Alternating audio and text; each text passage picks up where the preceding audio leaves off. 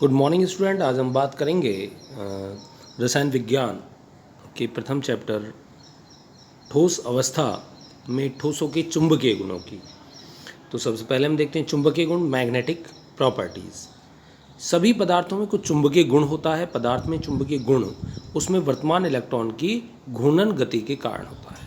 यानी कोई भी पदार्थ है उसमें कुछ ना कुछ चुंबकीय गुण जरूर होता है, और उसमें ये जो चुंबकीय गुण होता है ये किसी भी परमाणु में उपस्थित उसके इलेक्ट्रॉन की घूर्णन गति के कारण होता है। यानी इलेक्ट्रॉन में गति जो होती है, तो दो प्रकार की उसकी गति होती है, उसको भी वर्णन करते हैं हम। तो किसी एक परमाणु में प्रत्येक इलेक्ट्रॉन एक सूक्ष्म चुंबक की तरह व्यवहार करता है। अब वहाँ क्योंकि परमाणु में इलेक्ट्रॉन है, वो इलेक्ट्रॉन कहाँ क्या कर रहा है, वो एक तो कक्षा में घूम रहा है और एक अपने अक्ष पर घूम रहा है। उसका चुंबकीय आघूर्ण दो प्रकार की गतियों के कारण होता है। तो किसी भी इलेक्ट्रॉन में दो प्रकार की गति है।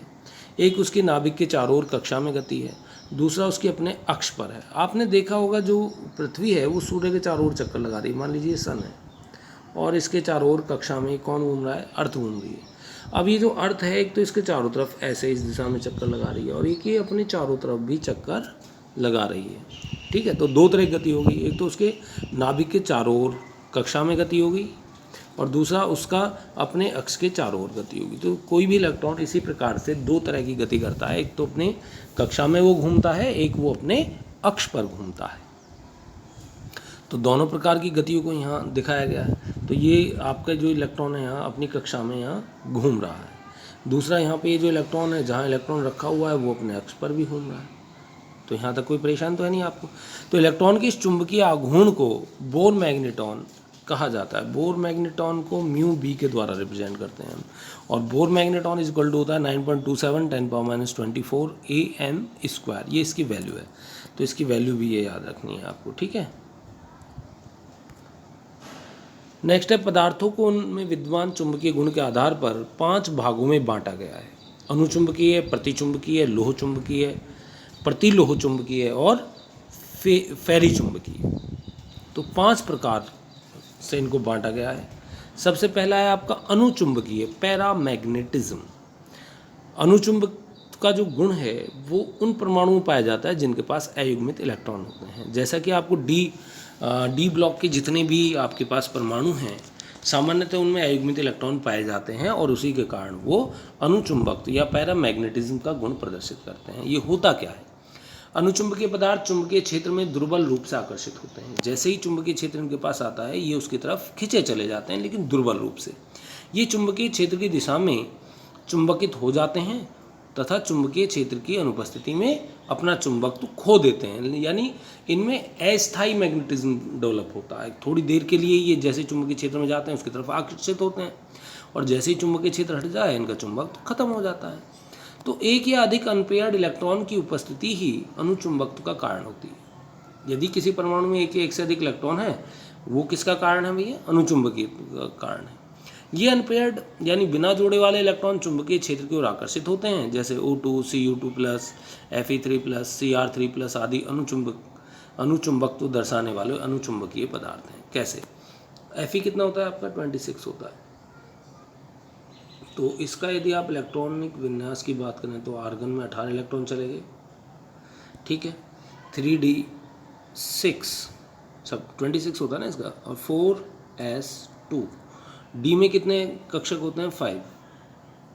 1 2 3 4 5 1 2 3 4 5। अब हमारे पास इसमें 6 इलेक्ट्रॉन है, 1 2 3 4 5 और एक 6। अब हमारे पास 4 इलेक्ट्रॉन अब भी अनपेयर्ड हैं, अयुग्मित हैं, और इन्हीं इलेक्ट्रॉनों की वजह से ये अनुचुंबकीय है।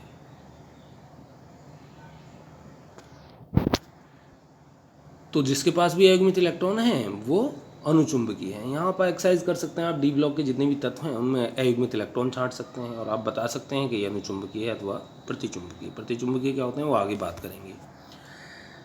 प्रतिचुंबकीय, डायमैग्नेटिज्म। देखिए अभी हमने बात की थी अनपेयर्ड इलेक्ट्रॉन की, यानी यदि एक कक्षक है और इसमें एक इलेक्ट्रॉन है तो वो अनपेयर्ड है। लेकिन यदि एक कक्षक में 2 इलेक्ट्रॉन हैं और वो दोनों विपरीत दिशा में हैं तो वो युग्मित हैं। तो यदि इलेक्ट्रॉन अयुग्मित है तो वो अनुचुंबकीय होगा, और यदि इलेक्ट्रॉन क्या है? पेयर्ड में है, जोड़े में है, तो वो प्रतिचुंबकीय होगा। बात समझ में आ रही है? प्रतिचुंबकीय पदार्थ चुंबकीय क्षेत्र से दुर्बल रूप से विकर्षित होते हैं। ऐसे पदार्थ चुंबकीय क्षेत्र के विपरीत दिशा में दुर्बल रूप से चुंबकित होते हैं। प्रतिचुंबक तो उन पदार्थों द्वारा दर्शाया जाता है जिसमें कोई भी इलेक्ट्रॉन सिंगल अर्थात बिना जोड़े का नहीं होता। इलेक्ट्रॉन का जोड़े में होना उनके चुंबकीय आघूर्ण को आपस में निरस्त कर देता है और ये चुंबकीय गुण नहीं दर्शाते। तो जो जोड़े में होते हैं, इलेक्ट्रॉन एक का चुंबकीय आघूर्ण इधर काम कर रहा है, एक का चुंबकीय आघूर्ण इधर काम कर रहा है, तो इसका जो चुंबकीय आघूर्ण है वो इसके चुंबकीय आघूर्ण के द्वारा निरस्त हो जाता है, तो ये चुंबकीय गुण नहीं दर्शाते हैं। जैसे H2O है, NaCl है, C6H6 है, तो ये सब प्रतिचुंबक गुण है। तो आप डी ब्लॉक के परमाणुओं में युग्मित और अयुग्मित इलेक्ट्रॉन छांट सकते हैं आसानी से, और उसमें देख सकते हैं कौन अनुचुंबकीय है, कौन प्रतिचुंबकीय है। अब बात करते हैं लोह चुंबकत्व की, फेरोमैग्नेटिज्म, लोह चुंबकत्व। तो कुछ पदार्थ जैसे लोहा, कोबाल्ट, निकेल, गैलेडियम और Cr2 बहुत प्रबलता से चुंबकीय क्षेत्र की ओर आकर्षित होते हैं, बहुत तेजी के साथ चुंबकीय क्षेत्र की ओर चलते हैं। ऐसे पदार्थ को लोह चुंबकीय पदार्थ कहा जाता है। प्रबल आकर्षण के अतिरिक्त ये स्थायी रूप से चुंबकित किए जा सकते हैं। इनकी विशेषता ये है कि जैसे ही चुंबकीय क्षेत्र के नज़दीक आते हैं तो ये चुंबक की तरफ तो जाते ही जाते हैं, इनको स्थायी चुंबक में भी परिवर्तित किया जा सकता है, यानी कि चुंबकीय क्षेत्र हटाने पर भी ये चुंबक में परिवर्तित रह सकते हैं। तो ठोस अवस्था में लोह चुंबकीय पदार्थ के धातु आयन छोटे खंडों में एक साथ समूहित हो जाते हैं। यानी जो ठोस अवस्था है, लोह चुंबकीय पदार्थ के धातु आयन छोटे खंडों में एक साथ समूहित हो जाते हैं, इन्हें डोमेन कहते हैं।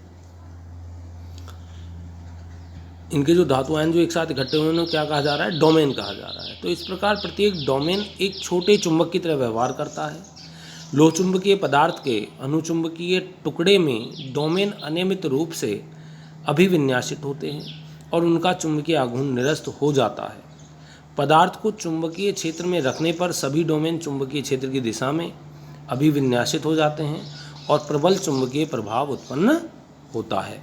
अब ये जो इनके डोमेन है ना, सभी एक दिशा में वर्क करते हैं, इसलिए बहुत ही प्रबल चुंबक हैं ये लोह चुंबकीय पदार्थ जो है। तो चुंबकीय क्षेत्र हटा लेने पर भी डोमेन का क्रम बना रहता है और लोह चुंबकीय पदार्थ स्थायी चुंबक बन जाता है। नेक्स्ट है आपके पास प्रतिलोह चुंबक, एंटी फेरोमैग्नेटिज्म।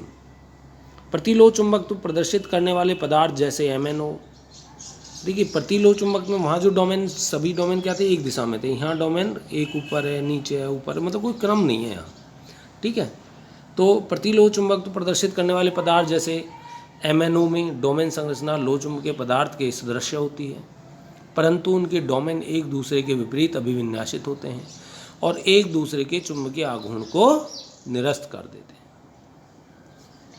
तो जो प्रतिलोह चुंबकीय पदार्थ हैं आपके, इनके डोमेन की संरचना तो लोह चुंबकीय पदार्थ के समान ही होती है, परंतु इनके डोमेन एक दूसरे के विपरीत अभिविन्यासित होते हैं। समझ में आ रही बात? नहीं आ रही? और ये एक दूसरे के लोह चुंबक को निरस्त कर देते हैं।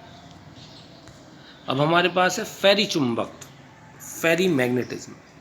जब पदार्थ में डोमेन की चुंबकीय आघूर्ण का संरेखण समांतर एवं प्रति समांतर दिशाओं में असमान होता है।